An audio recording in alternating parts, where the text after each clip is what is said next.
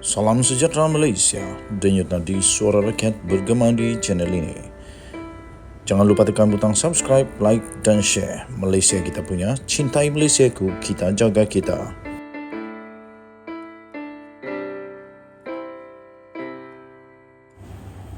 Salam sejahtera Malaysia, denyut nadi suara rakyat bergema di channel ini. Saya ingin ucapkan bilion terima kasih kepada semua yang sudah tekan butang subscribe, like dan share. Yang sudah komen, saya ucapkan terima kasih. Bagi yang sudah join member, anda special di channel ini. Kerana itu, kita sedang usahakan untuk menghubungi member-member yang terpilih untuk menerima t-shirt yang cantik ini. Ini merchandise kita yang pertama yang kita akan berikan kepada member-member di dalam channel ini yang sudah terpilih dan kita akan hubungi satu demi satu. Jadi saya ingin ucapkan tekanlah butang subscribe, like dan share serta komen. Dan jika anda berminat untuk dapatkan merchandise dan banyak lagi barang-barang yang syok-syok dalam channel ini, sila tekan butang join member. Okey, baiklah. Saya ingin bacakan satu surat yang telah dituliskan diterbitkan di Malaysia kini. Surat dakwah Masjid Selangor makin sepi, pemimpin PAS pertikai pemerintah. Surat kenyataan yang dikeluarkan yang di-Pertua PAS Banging Muhammad Syafi Ngah yang menyentuh mengenai cahaya gemerlapan Islam di Selangor telah disangkal oleh Exco Agama Negeri Muhammad Zawawi Ahmad Mugni. Kata Muhammad Zawawi, artikel Muhammad Syafi adalah dakwaan jahat, tidak berasas, direka-reka, dusta, fitnah dan kabar bohong semata-mata untuk meraih kepentingan politik.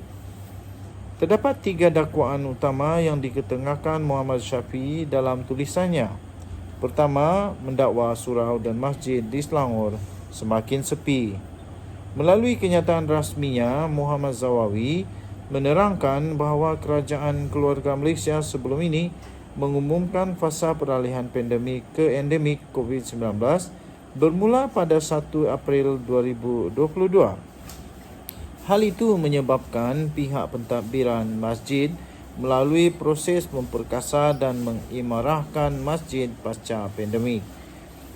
Kerajaan Perikatan Nasional sebelum ini juga telah menguatkuasakan Perintah Kawalan Pergerakan PKP secara berfasa selama hampir 2 tahun, Mac 2020 hingga April 2022. Justru kebanyakan aktiviti kuliah dan ceramah agama di masjid serta surau terganggu akibat PKP. Tuduh pengkuliah bagus ditarik tauliah. Sudah tentu tidak adil Muhammad Syafi membandingkan aktiviti dakwah secara fizikal dalam dua suasana yang berbeza. Tuduhan kedua yang dilemparkan pemimpin PAS Bangi itu ialah pengkuliah yang bagus-bagus ditarik tauliah mereka. Tuduhan tersebut sekali lagi disangkal Muhammad Zawawi.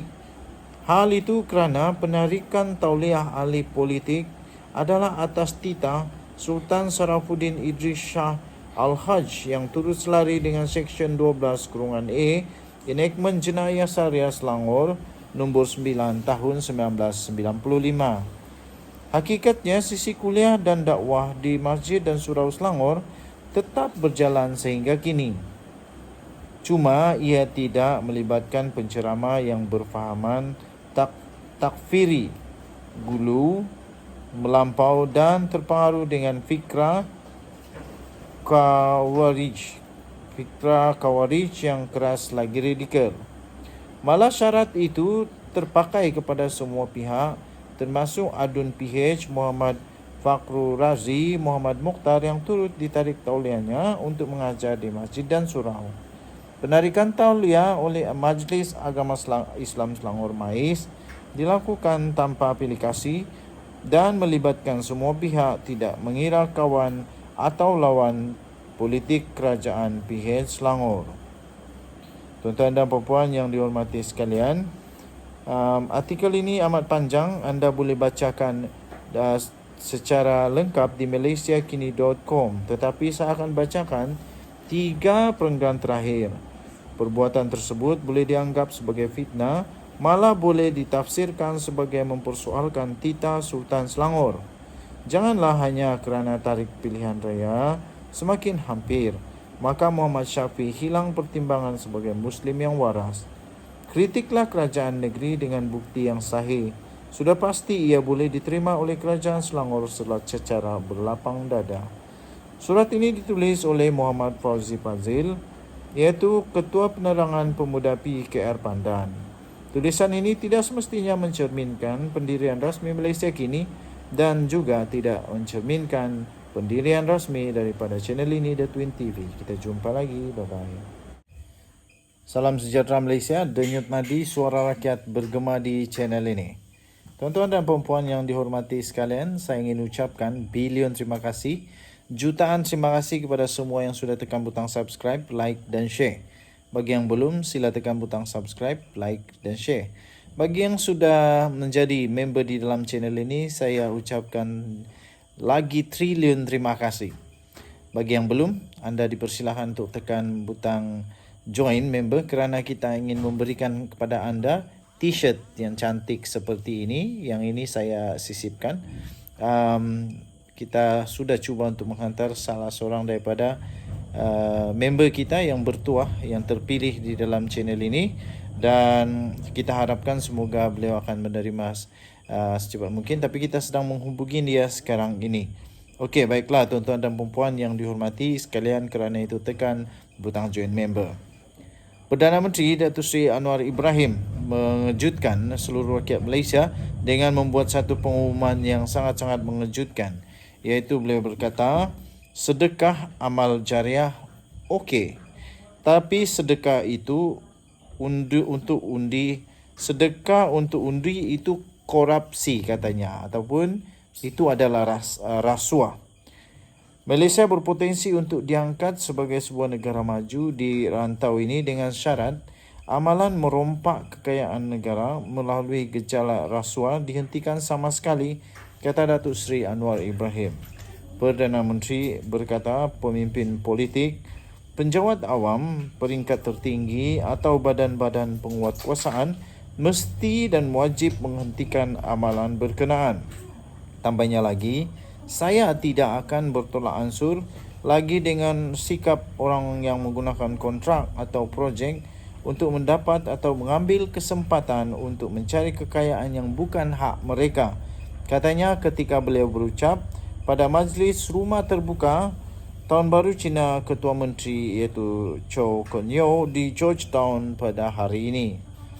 Dalam pada itu, Anwar Ibrahim turut berkata rakyat Malaysia mesti ada keberanian untuk menolak fahaman perkauman, rasuah dan penyalahgunaan kuasa.